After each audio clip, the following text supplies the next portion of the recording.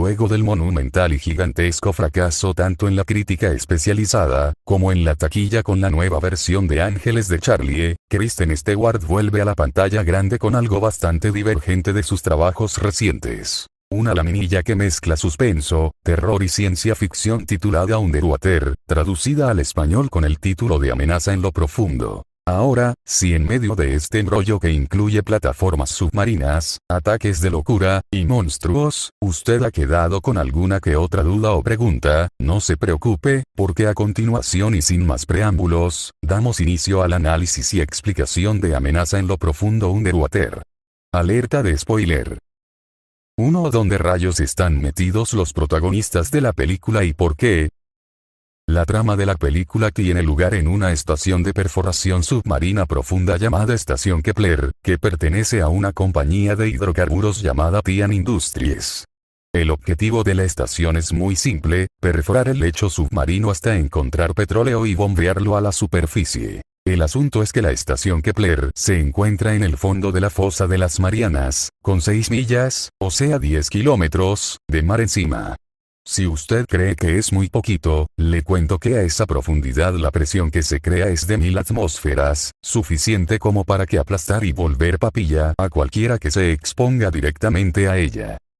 2. ¿Qué rayos son las criaturas que atacaron la estación Kepler? Bueno, el asunto es que a esa profundidad en el mar existe algo que se conoce como burbujas térmicas, una especie de zona completamente aislada, con un ecosistema propio que pueden existir en cuevas gigantescas en el lecho marino.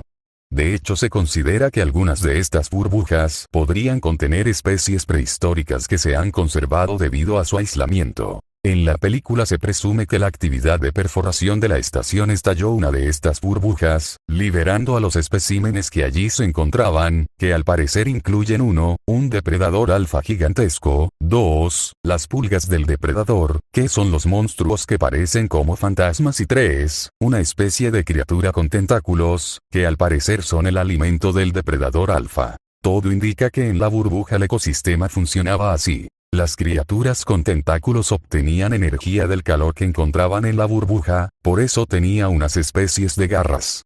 Estas criaturas servían de alimento al depredador alfa, quien a su vez mantenían una relación simbiótica con los monstruos fantasmales.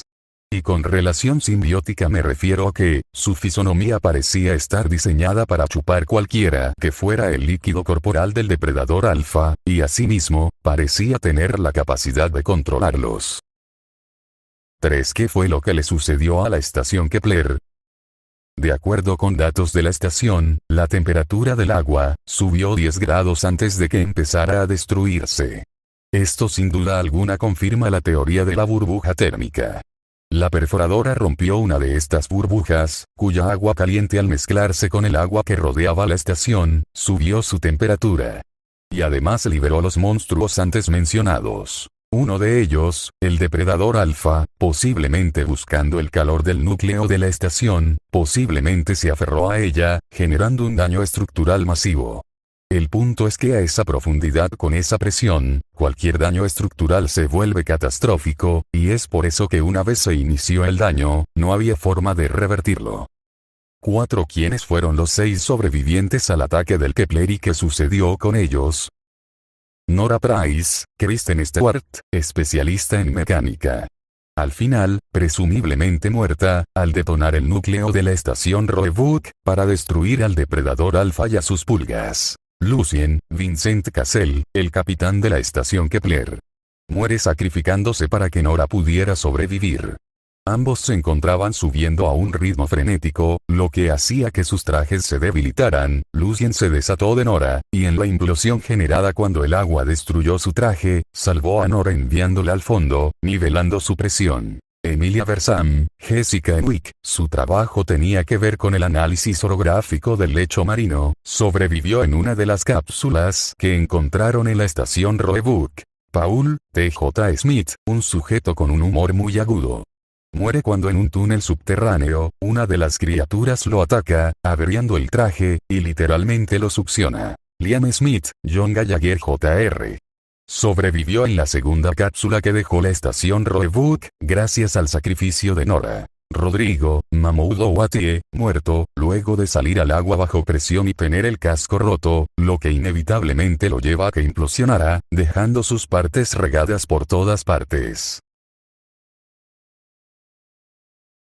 5. ¿Cuál es el asunto con la hija del capitán Lucien?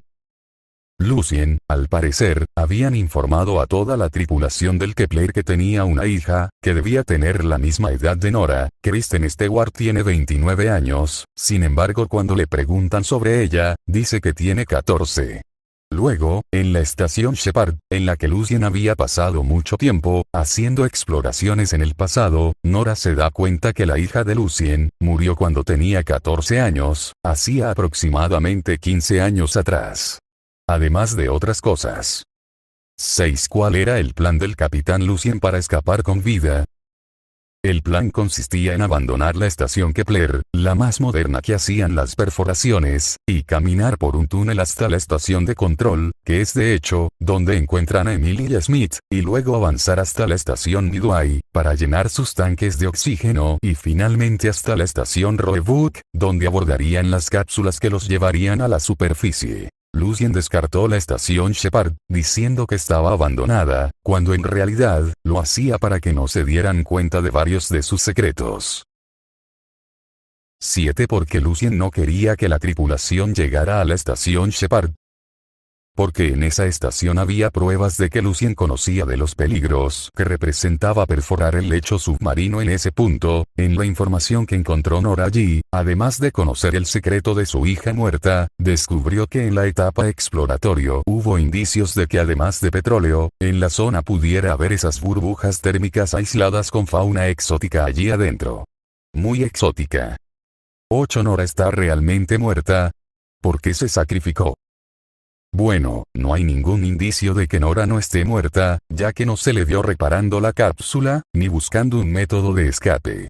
El asunto es que el depredador alfa, que al parecer es mucho más inteligente de lo que parece, se dio cuenta de que había dejado escapar 2 cápsulas, y ordenó a sus pulgas, los monstruos fantasmas, que las atacaran. Dándose cuenta que las 2 cápsulas iban a ser destruidas, Nora tomó la decisión de acabar con el depredador alfa, sus pulgas y los otros monstruos, que se alimentaban del calor, iniciando una reacción en el núcleo que lo volviera inestable generando una explosión. Así, destruyó a los monstruos, y salvó a Smith y Emily. 9. ¿Qué significa el final de Underwater Amenaza en lo profundo? Al final de la película, Nora hace un monólogo que refleja su monólogo inicial en el que habla de los peligros de perforar el lecho marino a tal profundidad, tanto por aspectos ambientales, como psicológicos. Al final ella concluye que su vida es el precio que tuvo que pagar por haber hecho parte de ese emprendimiento, una especie de castigo autoimpuesto. 10. Underwater Amenaza en lo profundo tiene escenas post-créditos. No tiene escenas post-créditos, pero sí algunos recortes interesantes durante los créditos. En estos recortes, que son segmentos de notas periodísticas y documentos, se revela que de hecho Smith y Emily sobrevivieron, pero sus testimonios fueron clasificados por Industrias Dian, así como todas las grabaciones. También se reveló que la prensa sospecha que en realidad algo más sucedió en la estación Kepler que Dian se niega a reconocer, pero se apegan a la versión oficial. Hubo un accidente por cuenta de la presión descomunal en la estación, y solo hubo 2 sobrevivientes. 11. ¿Cuál es el mensaje de la película? Evidentemente ecológico, es una crítica a la explotación de hidrocarburos a cualquier costo y las consecuencias que dichas actividades podrían traer. Asimismo, aunque muy someramente, la película trata de vender la idea de que el sacrificio y la abnegación no son incondicionales, sino por el contrario, nacen de la culpa o de la necesidad de redención y rectificación de algunos, como sucedió con Lucien, y con Nora. 12. ¿Habrá secuela de Underwater Amenaza en lo profundo? Depende de la taquilla. Underwater espera un retorno de $10 millones en la taquilla de Estados Unidos en su fin de semana de estreno, y si logra recaudar al menos $200 millones en la taquilla global, es muy seguro que haya una secuela.